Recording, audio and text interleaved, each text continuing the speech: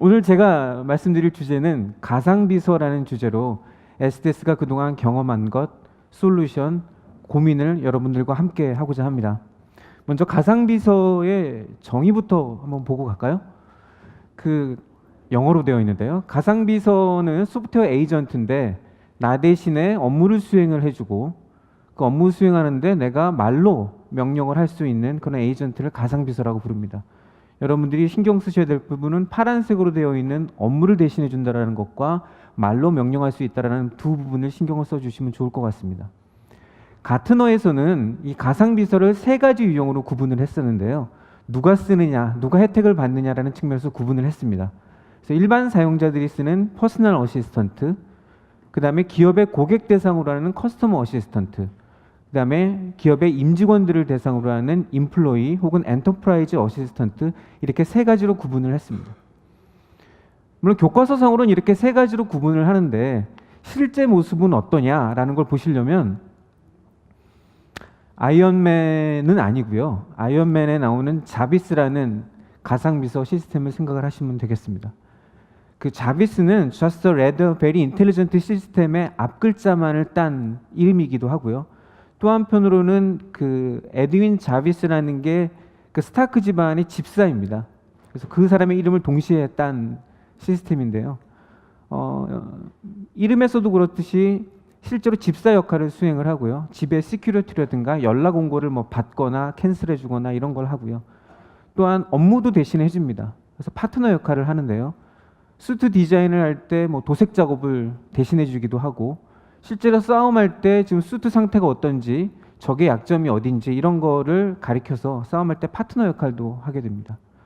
근데 여기서 영화 장면 중에서 굉장히 신경 써서 하나 보셔야 될 게 그 어벤져스 1에서 뭐 핵폭탄을 쐈는데 그거를 아이언맨이 들고 웜홀로 들어가서 거기 뭐 그 외계인 모선을 폭파시키는 그런 장면이 있죠. 그 장면에서 어떻냐면 자비스가 판단하기엔 이건 못 돌아오는 상황이에요. 그래서 이건 원웨이다. 너 죽을 거야. 이렇게 얘기를 했고요. 그 다음에 뭐라고 하냐면 포츠 양에게 연락할까요? 라고 제안을 합니다. 이건 뭐냐면 자비스가 판단을 하기에는 얘는 돌아오지 못할 상황인 거고 돌아오지 못할 상황에서 내 주인이 무슨 일을 가장 필요로 할까라고 판단을 했더니 연인인 포츠 양에게 연락하는 게 이 사람이 가장 하고 싶은 거일 거야 라고 판단을 해서 제안을 하게 되죠. 물론 영화를 보시면 전화통화는 안 됩니다.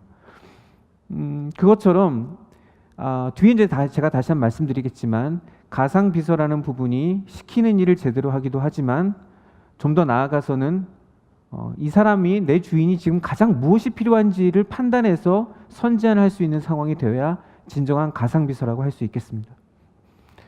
다시 이제 현실로 좀 내려왔어요. 그 퍼스널 어시스턴트 시장은 AI 스피커 중심으로 굉장히 활황해 있습니다.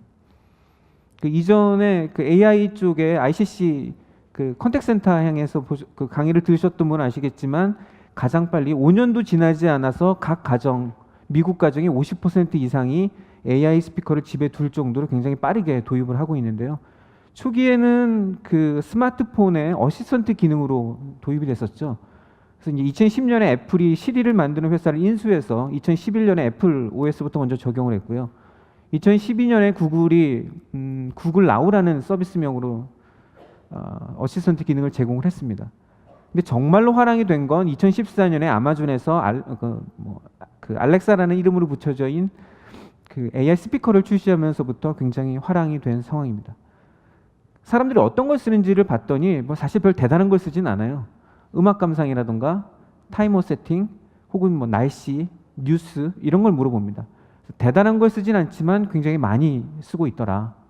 그러면 얘가 어떤 동작을 하길래 어떤 원리에 따라 이런 일을 할 수 있을까라고 한번 보시면 제가 뭐 진행되는 플로우를 한번 했어요. 그래서 고객이 말을 하면 아마존 같은 걸로 예를 든다면 알렉사라는 말이 나오고 나면 디바이스가 말이 끝날 때까지 녹음을 해서 서버에 던지면 음성 인식을 해서 글자로 바꾸고요.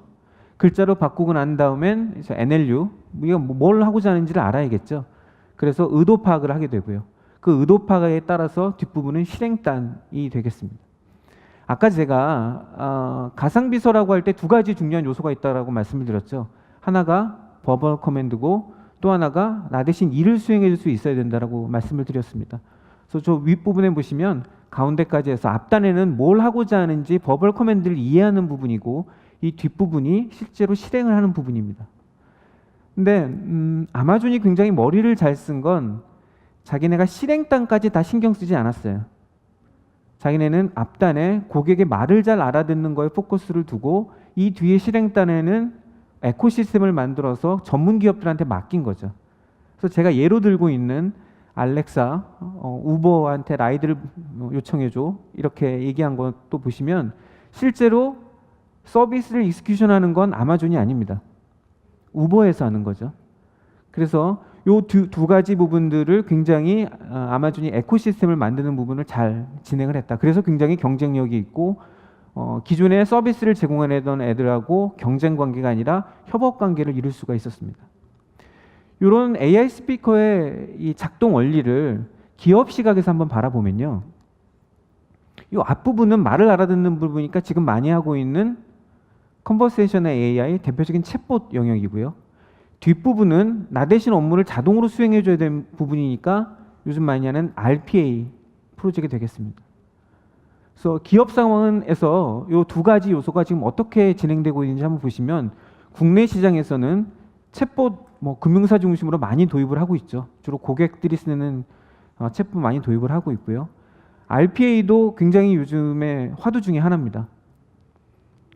하지만 한국 시장에서 최소한 한국 시장에서 이 두 가지가 결합돼서 도입되는 케이스는 그렇게 많지가 않습니다.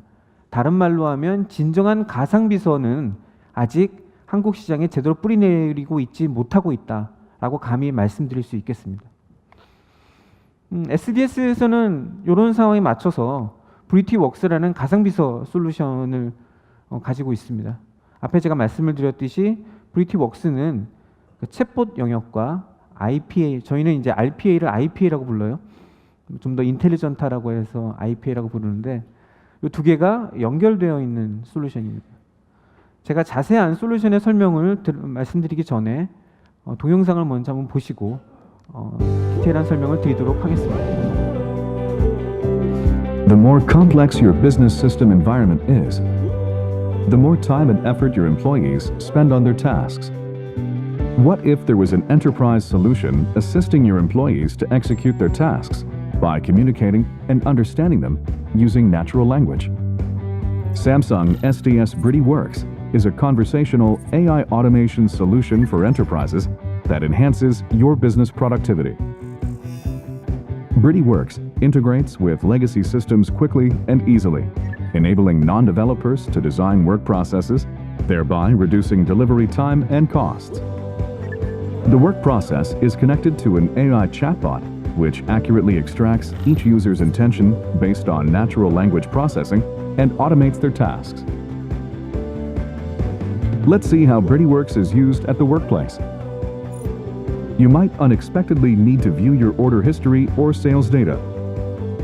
Just enter Show Our Order History into BrittyWorks dialog box. Then it connects to the legacy system. Inputs the data extracted from the conversation to download the required data, and automatically completes the reports, which are sent via email. BrittyWorks interacts with users while performing tasks. When the user's confirmation is required, it receives the user's approval using a chatbot without interrupting the process and completes the task.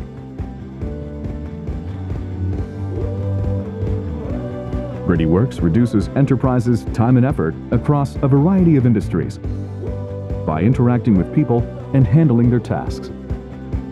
Samsung SDS BrittyWorks, an AI enterprise automation solution that transforms your workplace.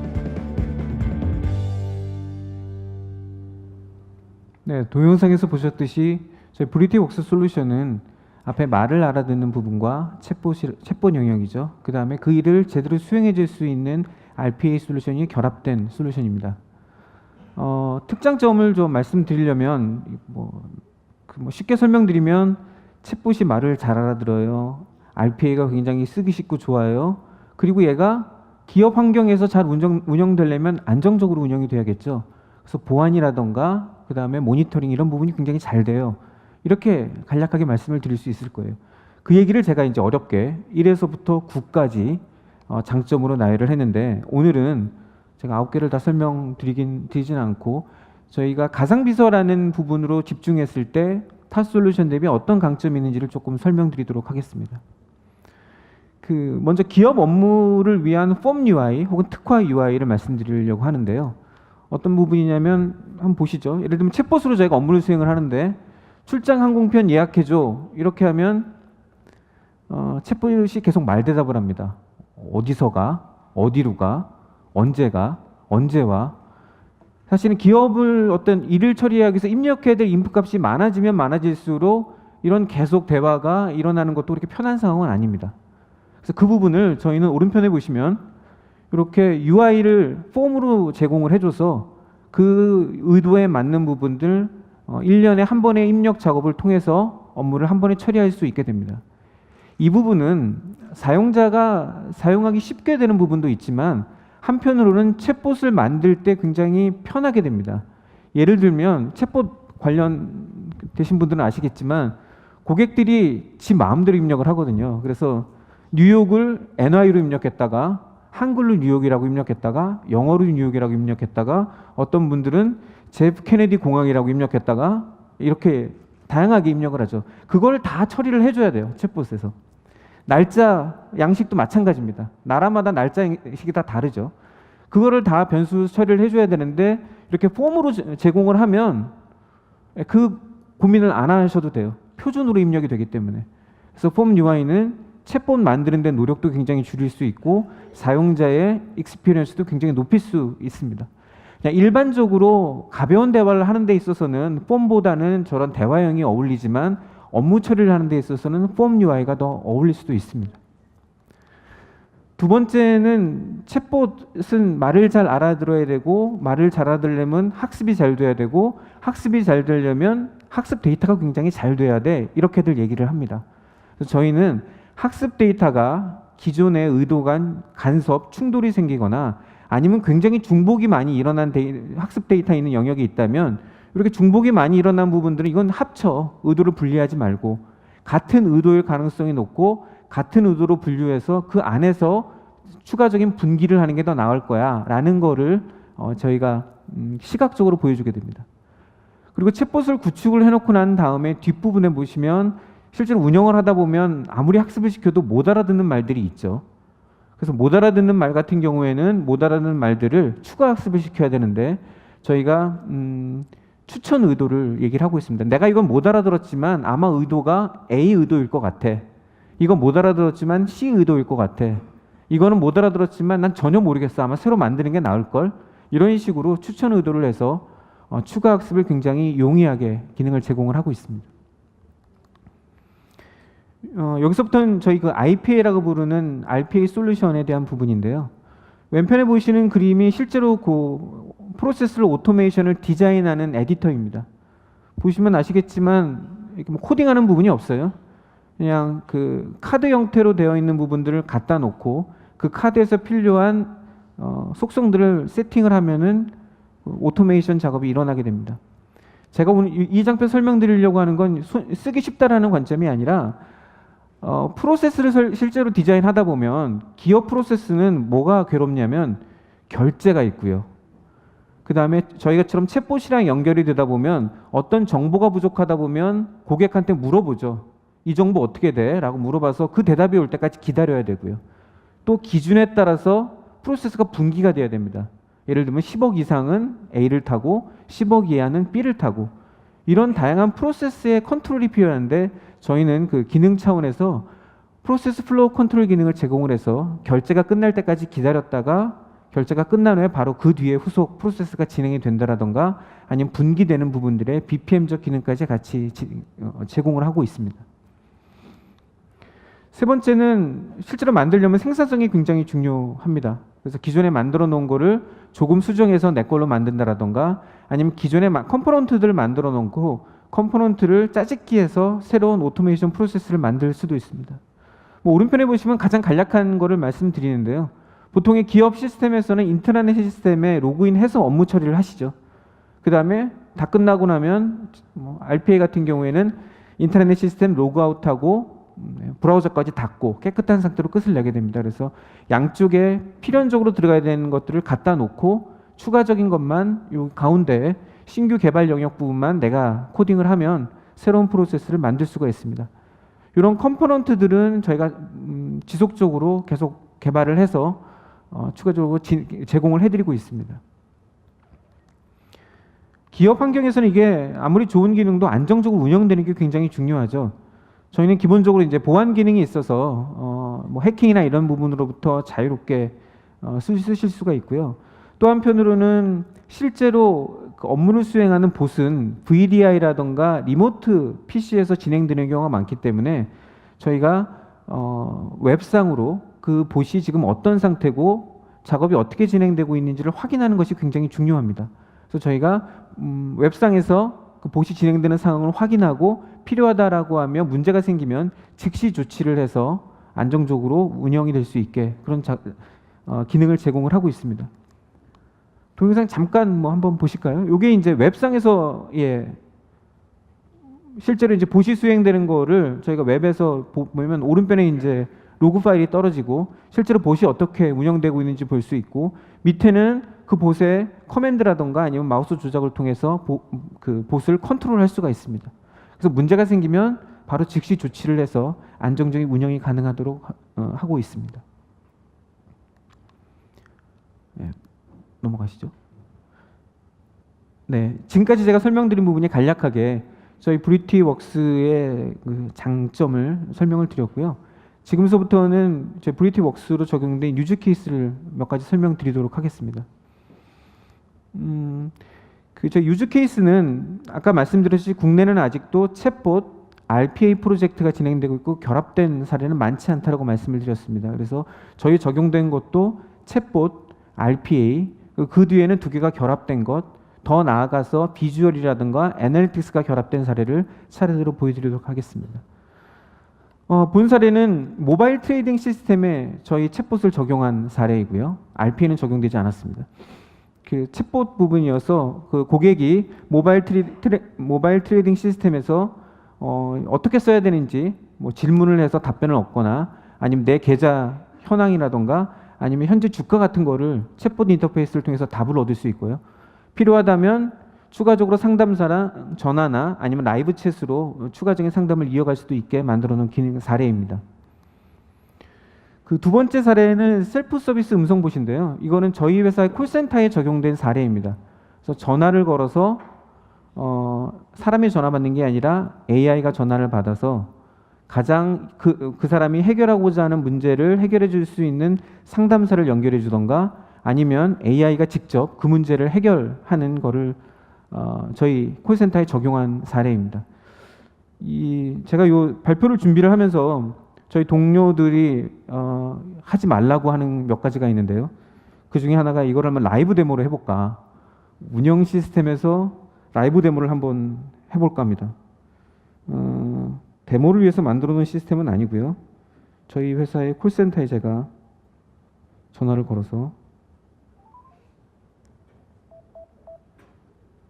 다시요.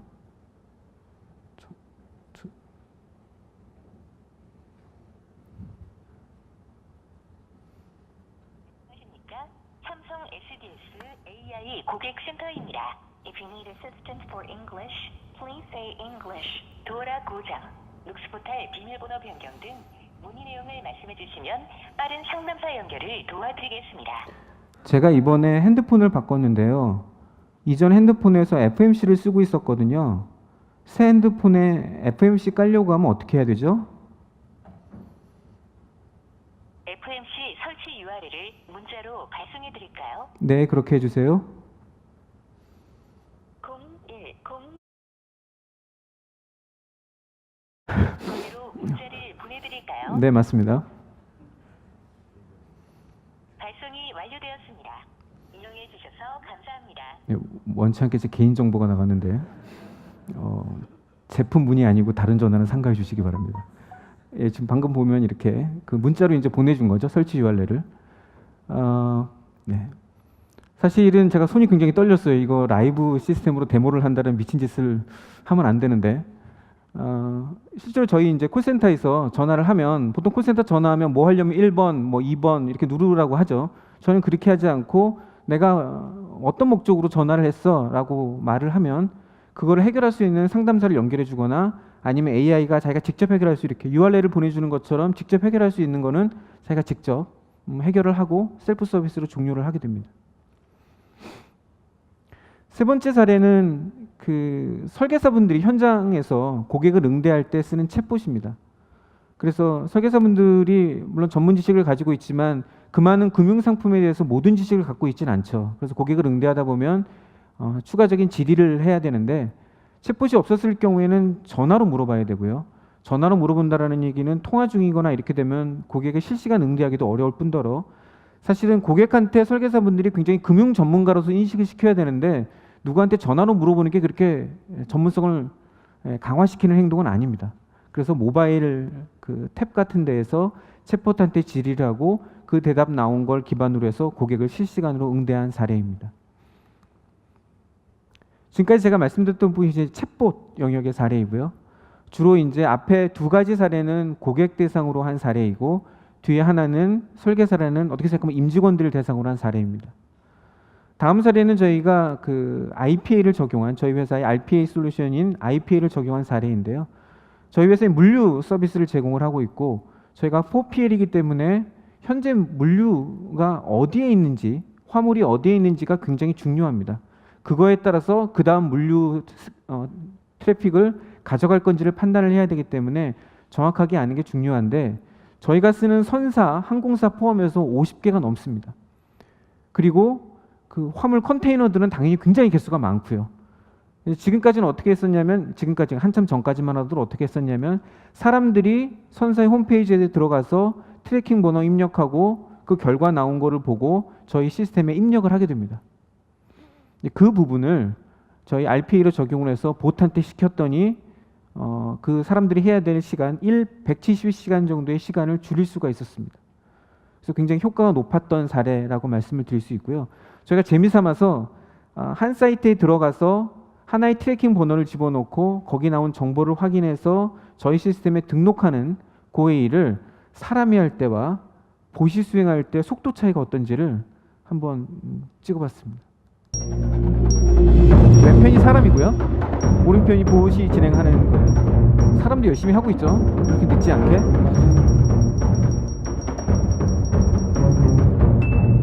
네, 그래서 하나를 완성할 때까지 봇이 34개, 물론 이건 동영상을 조금 빨리 만든 거예요. 수행하는 거를 저희가 확인할 수 있었습니다. 그 다음 사례가 이제 드디어 챗봇과 RPA가 결합된 사례입니다. 그런 경험들 다 있지 않으신가요? 예를 들면 뭐 사업부장님이나 윗분이 갑자기 회의를 소집을 하죠. 야, 다들 모여봐. 이런 경우는 주로 제 윗분이 더 윗분한테 깨졌을 때 나타나는 반응입니다. 그래서 가면 야, 상반기 실적이 왜 이래? 이제 이렇게 시작을 하는 회의 다 경험을 하셨을 텐데, 그런 회의를 할 때 진짜 혼나는 건 실적이 안 좋아서기보다 숫자를 정확히 몰랐을 때 더 혼나요.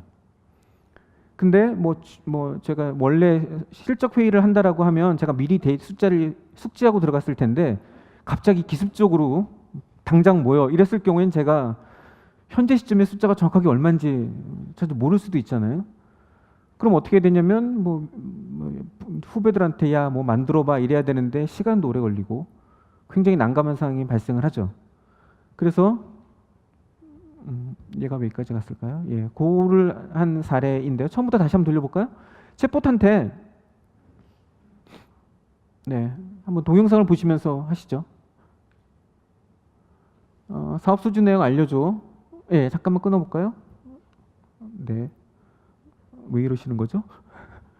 네, 알려줘 하니까 언제부터 언제까지라고 대답을 하면 실제로 예, 기다려달라, 이제 작업을 할 거야 라고 되는 부분이고, 요건 아직 저희가 폼 UI를, 특화 UI를 개발하기 전에 완성된 시스템이기 때문에 아직 이렇게 대화 방식으로 되어 있고요. 그 다음 화면서부터는 예, 이어서 하시죠.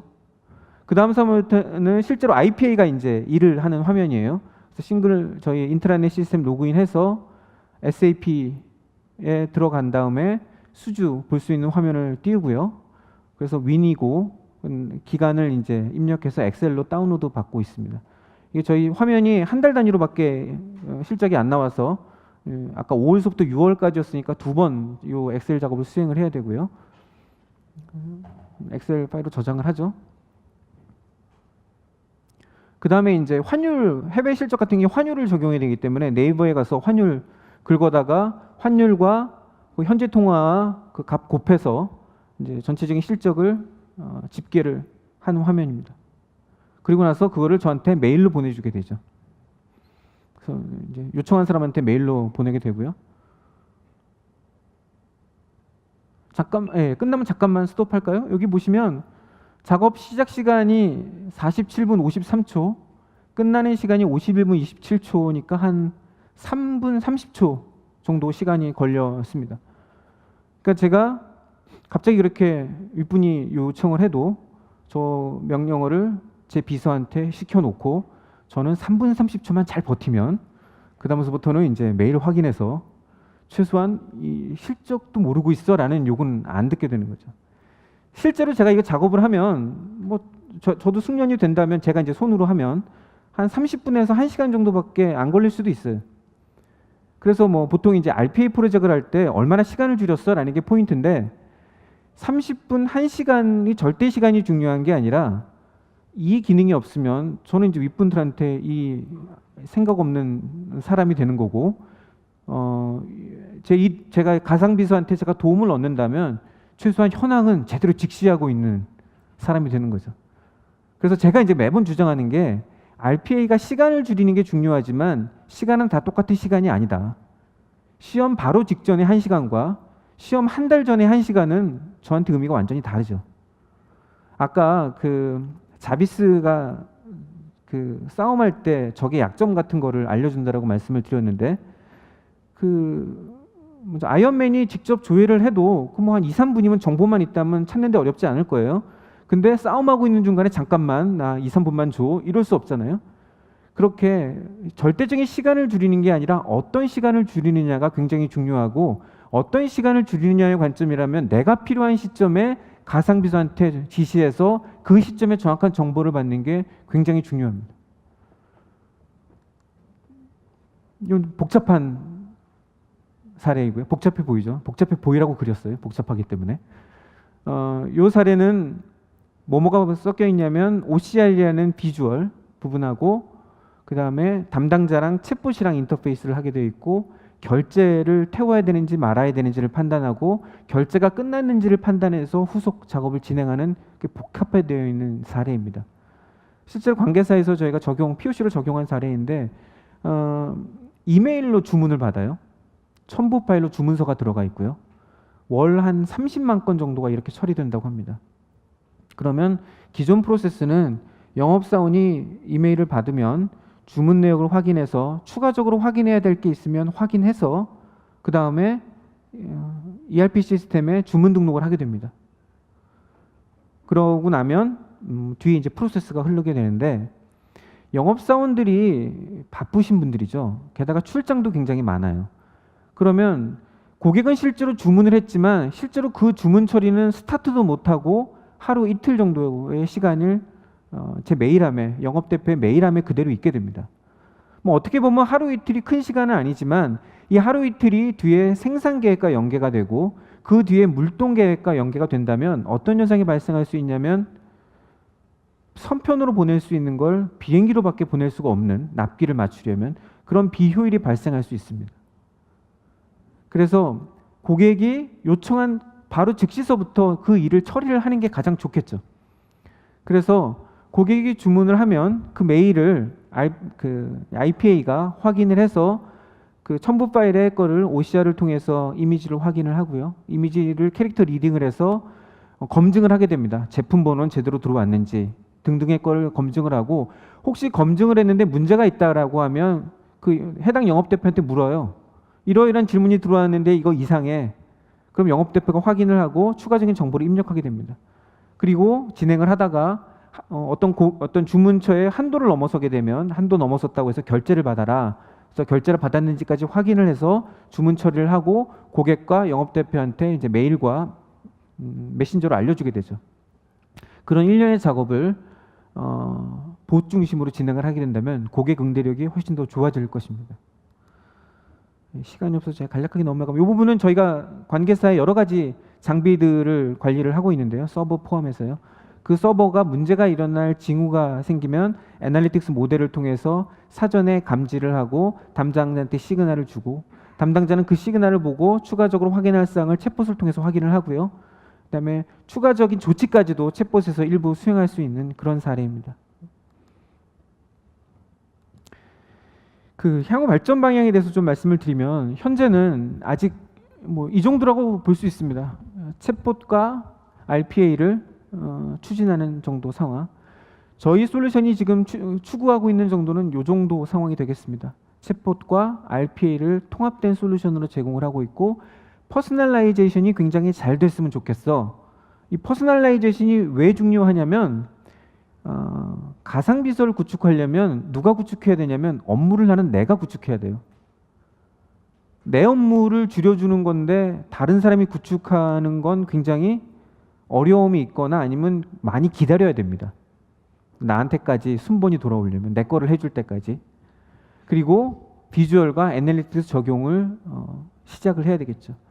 물론 아직 갈 길은 멉니다. 진정한 디지털 워크포스 형태로 되려면 사실 아까 전에 자비스가 이 주인의 행태를 봐갖고 선제한할 수 있을 정도에 되려면 판단을 제대로 해야 되고 그 자기의 사용자의 행동 패턴 같은 것도 딥러닝 등등의 기법을 이용해서 확인을 해야 될 겁니다. 그래서 뭐 딥러닝, 애널리틱스, 비주얼 AI라든가 이런 다양한 요소들이 앞으로 계속 발전을 해야 될 거고요. 저희 솔루션도 지금 다 완성형 솔루션이라기보다는 이런 디지털 워크포스로 나가기 전에 한 걸음 한 걸음을 계속 내딛고 있는 상황입니다. 그 내딛고 있는 전략은 저희는 이제 가상비서를 위한 통합 플랫폼 전략으로 가져가고 있고요. 지금은 챗봇 엔진과 IPA 엔진 중심으로 솔루션이 구축이 되어 있는데 이 나머지 부분들은 하나의 플랫폼으로 컴포넌트로 구성이 되어 있습니다. 그래서 음성을 처리할 수 있는 ST나 TTS를 저희 컴포넌트로 가지고 있고요. 그 다음에 애널리틱스랑 딥러닝 부분도 저희 회사에 앞에 말씀을 드렸던 브라이틱스라던가 이런 플랫폼들이 연결이 되어 있습니다. 그 다음에 또 하나 신경 써서 보셔야 될 게 오른편 위쪽에 브리티웍스 포탈이라는 부분인데 이 포탈이라는 부분은 운영 안정성을 위해서 모니터링할 수 있는 어드민 포탈이기도 하고요. 그런 기능이 하나 있고 나머지 하나 기능은 실제로 엔드 유저가 자기 프로세스를 오토메이션하기 위한 지식, 그 다음에 사례, 그 다음에 그 디자인할 수 있는 컴포넌트를 제공하는 포탈입니다. 뒷부분에 저희의 노력을 몇 가지만 좀 예시로 설명을 드리겠는데요. AICR 부분은 OCR이 특정한 포맷, 정형화된 포맷의 캐릭터만 읽을 수 있는 거에 비해서 학습을 시켜놓으면 포맷이 조금 달라지더라도 정확하게 읽을 수 있는 부분으로 저희가 진행을 하고 있는 부분이고요. 그 다음에 아까 전에 말씀드렸던 브라이틱스라는 플랫폼도 저희 그 브리티웍스라는 플랫폼하고 연계가 되어 있어서 모델을 통해서 고객한테 시그널을 줄 수 있는 부분도 가능을 하게 되겠습니다. 그리고 이 부분이 이제 사용자 중심의 구축이 되어야 된다라는 부분에서 포탈인데요. 포탈을 간략하게 설명드리면 런과 맨 윗부분에요. 디자인, 쉐어 이렇게 세 가지 영역으로 되어 있어서 잘 모르는 사람도 들어와서 먼저 소프트웨어를 내려받아서 깔아볼 수 있고요. 깔고 난 다음에 설명을 차례차례 하나하나 실습 위주로 가다 보면 내가 이제 이해를 하고 그 다음에 디자인 부분에 대해서는 어떤 순서로 이렇게 디자인을 해야 되고 기존의 템플릿은 어떤 게 있고 컴포넌트는 어떻게 되어 있는지를 알려주게 됩니다. 하나하나 좀 살짝 빨리 넘기면요. 여긴 튜토리얼 따라하기 가면 맨 처음에 어떻게 프로세스를 디자인해야 되는가에서부터 설명을 하고 있고요. 디자인 영역으로 가면 템플릿을 제공을 하고 디자인 리소스 부분은 아까 말씀드렸듯이 컴포넌트들을 갖다 놓고 컴포넌트 갖다가 쓰기만 하면 프로세스를 만들 수가 있고요. 그 다음에 쉐어 부분으로 가시면 이거는 다른 사람이 만들어 놓은 거를 제가 가져다가 쓸 수 있는 영역이에요. 그래서 가져다가 그대로 쓸 수도 있고 그 일부분만 수정을 해서 내 업무에 맞게 조정해서 쓸 수도 있습니다. 그래서 저희는 이 부분을 이제 그 자기가 만든 곳을 올려서 마치 앱스토어나 플레이스토어처럼 쓸 수 있게 되어 있습니다. 돈은 안 줍니다. 제 거를 올려놓고 쓴다고 하더라도. 넘어가고요. 요게 이제 저희 SS 추진하고 있는 사내에서는 이제 1인 1 RPA 혹은 1인 1 가상비서라는 부분입니다. 그래서 모든 사람한테 비서를 하나씩 줄 테니까 모든 임직원한테 이 비서한테 부가가치가 낮은 업무라든가 사람이 할 짓이 아닌 업무라든가 이런 것들을 시키고 너는 네 본연의 업무를 좀 더 집중해서 하라는 거죠. 그 임직원이 업무를 효율적으로 하라는 혁신 프로그램은 굉장히 많았어요. 대표적인 게 BPR 있었고요.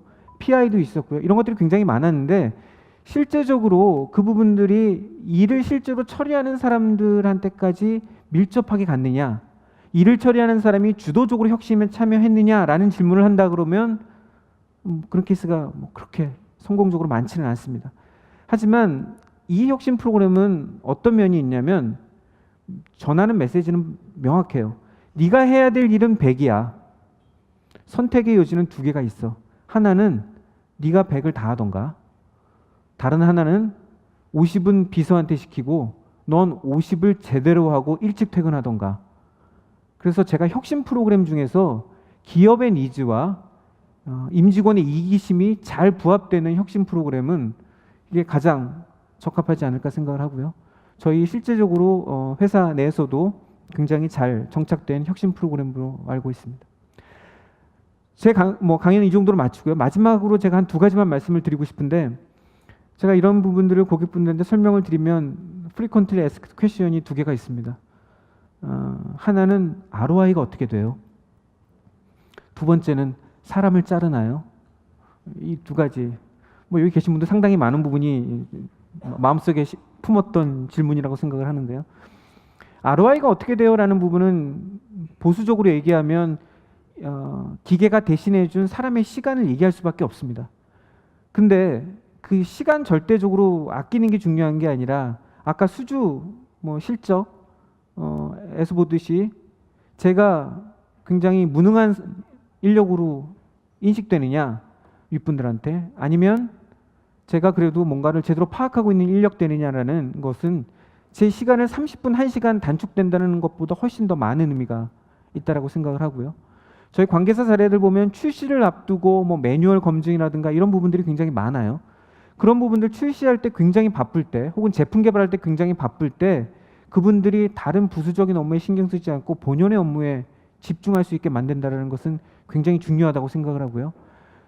장비 예지 보정 같은 거에 있어서도 실제로 장비가 고장이 나서 여러 가지 피해를 입히는 것보단 미리 파악을 해서 대응을 하는 건 절대적인 시간을 줄이는 것보다 훨씬 많은 의미가 있다고 생각을 합니다. 물론 보수적으로 얘기하면 줄인 시간밖에 얘기할 수가 없어요. 하지만 더 넓게 본다라고 하면 그 사람 본연의 업무를 제대로 할 수 있게 된다 그러면 그 효과는 몇 배가 될 거라고 생각을 하고요. 2번째, 사람을 자르느냐라고 질문을 하시는데, 저희 솔루션의 컨셉은 이 일을 기계가 대신했으니까 사람이 필요 없어가 아니라 모든 임직원들은 지위에 따라서 정도의 차이는 있지만 수작업을 하고 있고 부가가치가 낮은 업무를 하고 있어요. 아까 마케팅에 대해서도 저희가 설명을 들었지만 마케터라고 굉장히 타겟팅하고 세그멘테이션하고 타겟팅하고 포지션 이런 고민을 하셔야 될 부분인데, 오늘 행사 같은 부분에 참석자가 어떻게 되느냐 이런 걸 엑셀로 리스트 관리하고 이런 거에 굉장히 많은 시간을 들이죠. 그분들한테 메일 보내고 사전 등록 현황 파악하고 그런 일들을 보트한테 대신 시키고 본연의 업무를 좀 더 창의적이고 부가가치 높게 일을 진행할 수 한다면 일을 기계한테 시켰기 때문에 일이 사람을 자르고 이런 의미가 아니라 그 사람이 정말로 해야 되는 업무를 제대로 할 수 있고 창의적으로 할 수 있는 측면에 저희는 포커싱을 맞추고 있습니다. 경청해 주셔서 감사합니다.